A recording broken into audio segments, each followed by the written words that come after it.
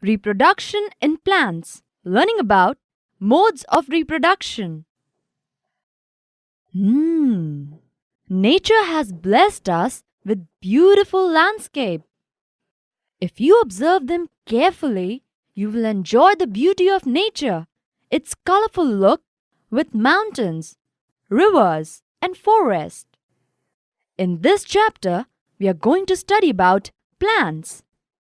Observe all the plants around us. We see that some plants are small, some are very big, while some are just patches of green on the soil. Some have green leaves, while some others have reddish ones. Some have huge red flowers, some have tiny blue ones, while some have none. Today we are going to study reproduction in plants. To produce its kind is a characteristic of all living organisms. The production of new individuals from their parents is known as reproduction. But how do plants reproduce? There are different modes of reproduction in plants, which we shall learn in this chapter. Modes of reproduction.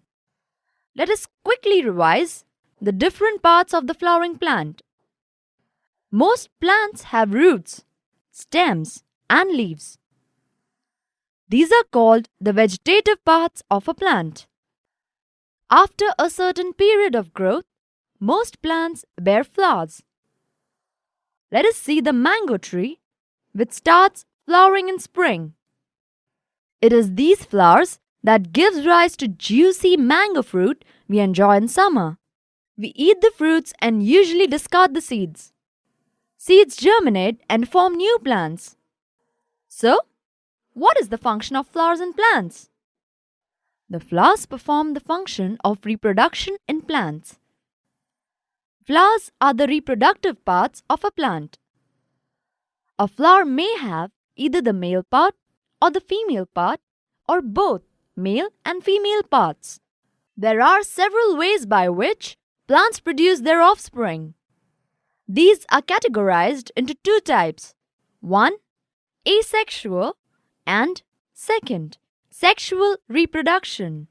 Asexual reproduction, plants can give rise to new plants without the seeds. Whereas in sexual reproduction, new plants are obtained from the seeds. Asexual reproduction. In asexual reproduction, new plants are obtained without production of seeds or spores. Vegetative propagation. It is a type of asexual reproduction in which new plants are produced from roots, stems, leaves, and buds.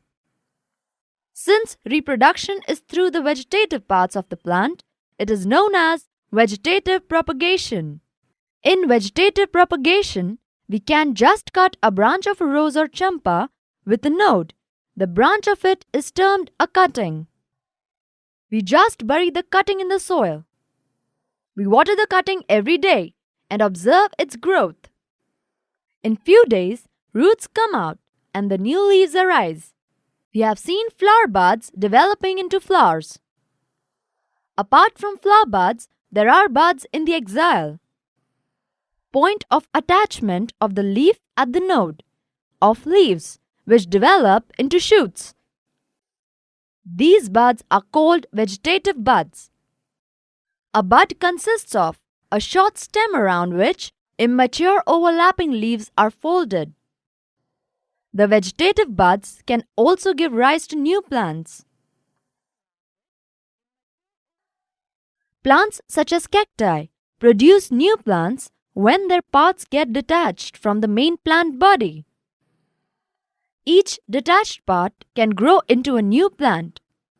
Plants produced by vegetative propagation takes less time to grow and bear flowers and fruits earlier than those produced from the seeds. The new plants are exact copies of the parent plant as they are produced from a single parent. Budding. You have already learnt about the tiny organisms like yeast can be seen only under a microscope. These grow and multiply every few hours if sufficient nutrients are made available to them. Remember that yeast is a single-celled organism. Let us see how they reproduce. Activity. Take a piece of yeast cake or yeast powder from a bakery or a chemist shop. Take a pinch of yeast and place it in a container with some water. Add a spoonful of sugar and shake to dissolve it. Keep it in the warm part of a room. After an hour, put a drop of this liquid on a glass slide and observe under a microscope. What do you observe? You may see the formation of new yeast cells. The small bulb-like projection coming out from the yeast cell is called a bud. The bud gradually grows and gets detached from the parent cell and forms a new yeast cell. The new yeast cell grows, matures, and produces more yeast cells.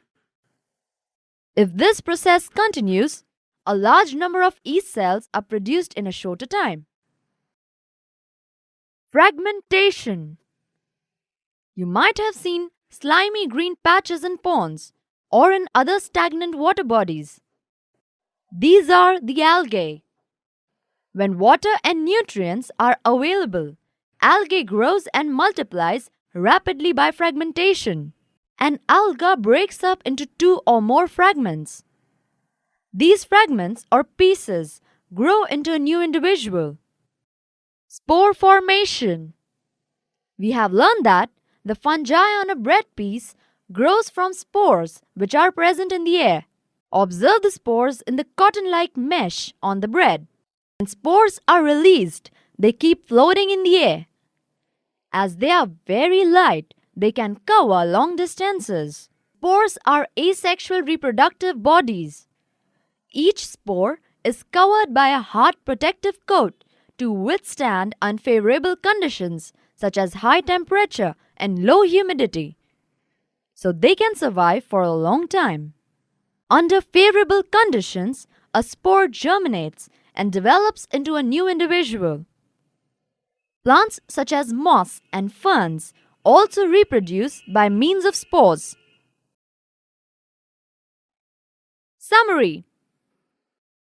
All organisms multiply or reproduce their own kind. In plants, there are two modes of reproduction, asexual and sexual. There are several methods of asexual reproduction, such as fragmentation, budding, spore formation, and vegetative propagation. That is all in this topic, students. Keep learning!